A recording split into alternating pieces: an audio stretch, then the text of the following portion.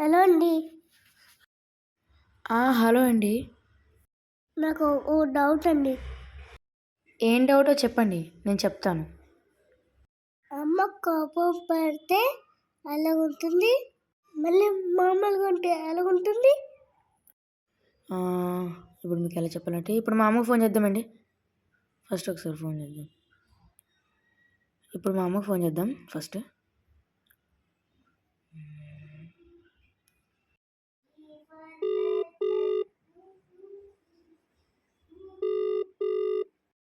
Hello అమ్మా. అమ్మా, నేను నీకు ఒకటి చెప్పాలి. రింగ్ అవుతుంది.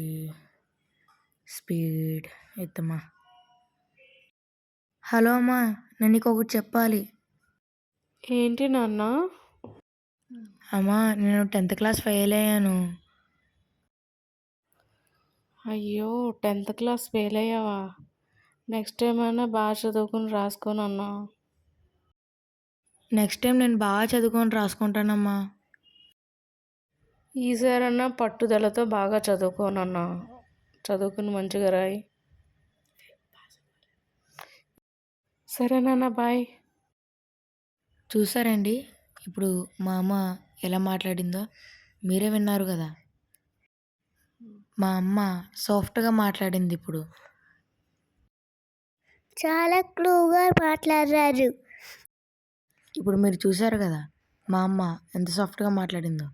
ఇప్పుడు ఇంకో అమ్మకు ఫోన్ చేస్తే ఎలా రియాక్ట్ అవుతారో చూద్దాం. ఇప్పుడు ఇంకో అమ్మకు ఫోన్ చేస్తున్నారా? అవునండి. హలో అమ్మా, నేను నీకు ఒకటి చెప్పాలి. నేను 10th క్లాస్ ఫెయిల్ అయ్యాను. రేయ్, ఎందుకురా నువ్వు 10th క్లాస్ ఫెయిల్ అయ్యావు? నువ్వు ఇంటికి రారా ఎదవా, నీకు ఉంటుంది ఈరోజు నీకు వాతలు బాగా పడతాయి. రా. ఈరోజు నా చేతుల్లో చచ్చావురా నువ్వు. ఎక్కడున్నావు నువ్వు? ఇప్పుడు రా. అమ్మా ప్లీజ్ మా ఇక్కడి నుంచి నేను బాగా చదువుకుంటానమ్మా. ఇది ఒకసారికి వదిలేమ్మా, ప్లీజ్ అమ్మా. నేను నీ కాలు ముక్తానమ్మా. ఇంటికి వచ్చాక ఏం కొట్టకమ్మా, ప్లీజ్ అమ్మా. నువ్వు మర్యాదగా వస్తావా లేకపోతే నన్నే రమ్మంటావా? అమ్మా, నేను ఈసారికి బాగా చదువుకుంటానమ్మా. ప్లీజ్ అమ్మా, నన్ను వదిలేమ్మా. నన్ను కొట్టకమ్మా, ప్లీజ్ అమ్మా.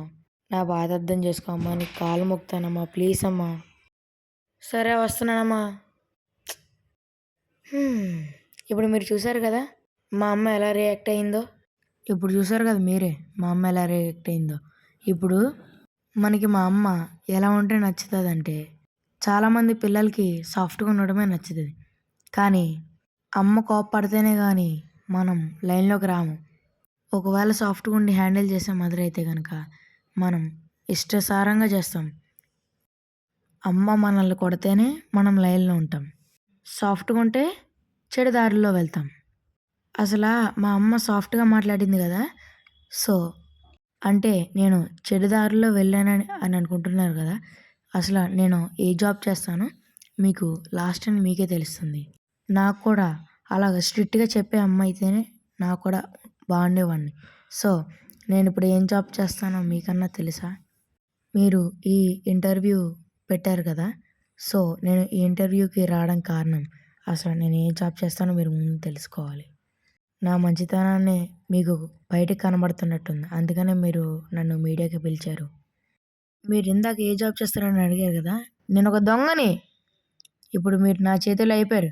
డబ్బులన్నీ తీస్తారా లేరా? రే, డబ్బులు తీరా రే. నేను ఒక సాఫ్ట్గా హ్యాండిల్ చేసే మా మదర్కి పుట్టాను నేను. రే, తీస్తావా లేదా? అయిపోయాడు ఈరోజు నా చేతుల్లోని. డబ్బులు తీరా. బంగారం ఏమేమి ఉన్నాయి అన్నీ తీస్తావా లేదా? నీ ఫోన్లు వాచ్లు అన్నీ తీరా.